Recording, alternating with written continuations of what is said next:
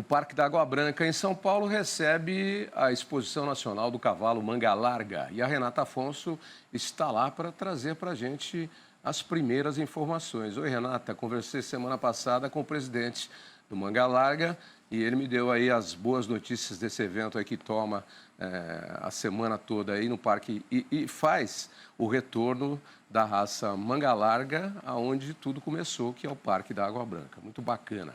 Bom dia, o que você tem para a gente? Bom dia, Tavinha. Justamente ele está aqui do meu lado, Fernando Tardioli, que é o presidente da associação.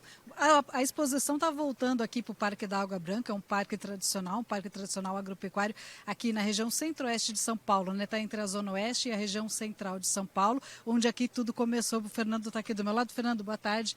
Boa tarde, não. Bom dia, obrigada pela participação. Vocês estão voltando para a origem, né? Por isso que é tão importante estar aqui nesse parque, né?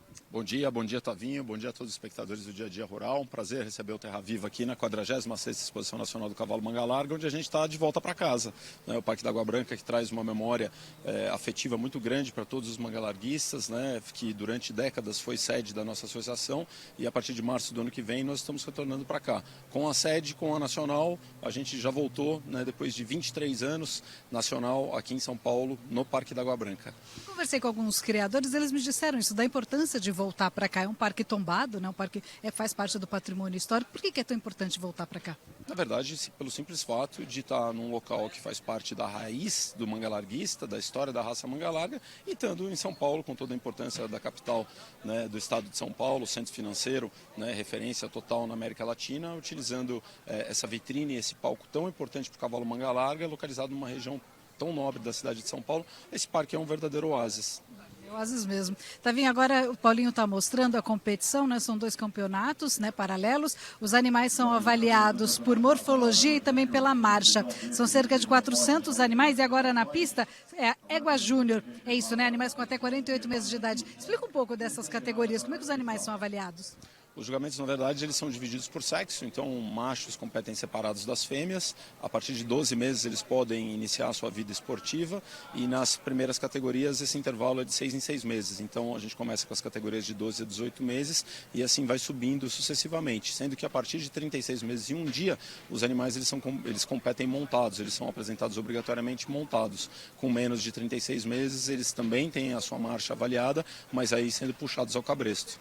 Conversei com um dos jurados, ele estava me falando que além da avaliação no olho, eles também depois têm a parte da montada para eles sentirem se é realmente isso, né? Nos animais acima de 3 anos, ele faz, né, a avaliação no primeiro momento do chão, onde ele busca ali identificar as características que distinguem o cavalo manga larga, que é justamente uma marcha avante, uma marcha progressiva, diagonal, com passadas amplas, e depois ele tem a oportunidade de montar os animais, para que daí ele possa confirmar na cela aquela primeira impressão que ele tem no olho. Quando você monta, você espera um cavalo dócil, de bom temperamento, com energia e disposição de andar, e que acima de tudo te traga um conforto absoluto, extremo. A maciez é um dos itens importantes que são avaliados no julgamento. O fato de ser um animal dócil tem atraído muito criador, né? Sem sombra de dúvidas, é por isso que a gente diz que o manga larga é o cavalo da família, né?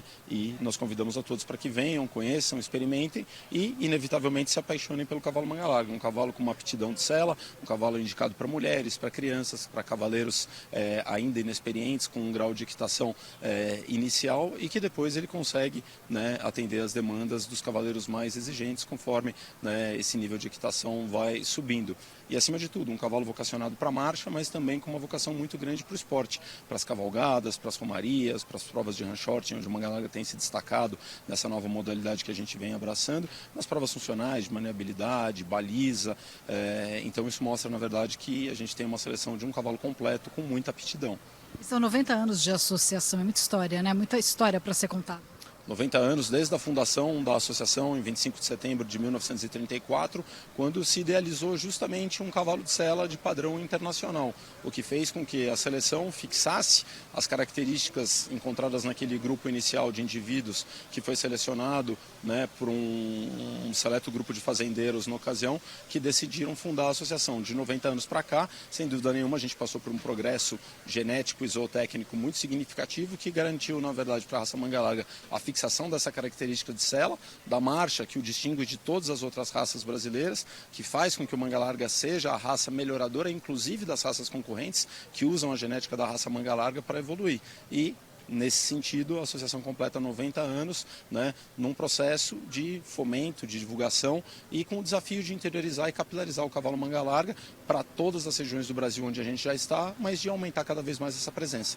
Com relação ao investimento, eu conversei com alguns proprietários, alguns criadores, eles me disseram que os aras aceitam investimento. Então você pode ser um criador só de investir, você não precisa estar no dia a dia, né? Sem dúvida nenhuma, a gente tem na raça manga larga um movimento muito importante de investidores. Eu sempre digo que o manga larga é a moeda forte da pecuária seletiva nacional, nós somos parte integrante da cadeia do agronegócio, mas acima de tudo, aquele amante do cavalo ou um simples investidor que vê na raça uma oportunidade interessante para buscar, inclusive retorno financeiro, hoje ele já tem essa possibilidade, nos grandes leilões da raça, ele tem essa possibilidade de adquirir uma fração do animal e deixar com o próprio criador, com o próprio vendedor, que vai cuidar de todo o manejo, vai tratar do animal, vai preparar para o esporte, vai apresentar nas competições, vai trazer para a pista e depois ele vai ser parceiro no momento de comercializar ou o próprio animal ou todos os subprodutos da cadeia, a genética, são embriões, são óvulos, são barrigas, sêmen, direitos reprodutivos e tantas outras formas alternativas de comercialização que a raça manga larga introduziu ao longo dos últimos anos. E esses animais bem avaliados que a gente tem hoje na pista também são resultado da genética e do investimento em genética anos atrás, né? Sem dúvida nenhuma, a gente tem um programa de melhoramento genético seríssimo, muito bem conduzido pelos aras, que tem essa vocação de criar e desenvolver o cavalo manga larga. O nosso desafio aqui não é diferente do desafio que a gente tem nas raças bovinas, por exemplo, de produzir sempre filhos melhores do que seus pais. A cada geração a gente precisa ter uma pressão de seleção, um funil para que a gente tenha e consiga entregar esse avanço zootécnico. Agora, com relação, você disse, são 230 animais e 3 mil criadores, né? Já está em todo o país ou não? São 230 mil animais, né? São 230 mil animais divididos em 3 mil criatórios, com presença em todas as regiões do Brasil. Evidentemente, nós temos um desafio de expandir e de fazer com que essa base aumente em determinadas regiões, mas o manga larga já com presença em todas as regiões do país. Qual que é o desafio para expandir? Tem a ver com adaptação? Porque a gente tem, o Brasil é muito diferente em termos de clima, né? O manga larga é um cavalo altamente adaptável. O nosso desafio, na verdade, ele se dá muito mais como entidade do que em função de determinada característica ou particularidade do animal.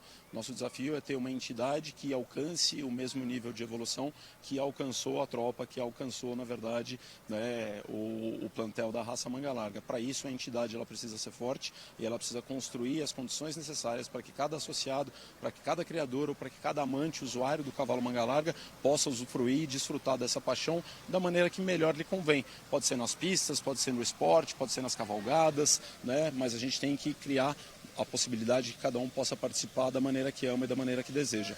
Você falou uma palavra que eu ouvi muito aqui, é paixão, né? Define muito o criador do manga larga. Claro, tem tecnologia, investimento, negócio, mas tem paixão principalmente. Não tem a menor dúvida. Eu sempre digo que sem paixão nada acontece. Então, com qualquer criador que você for conversar, sem dúvida nenhuma, você vai encontrar um brilho no olho diferente em cada um.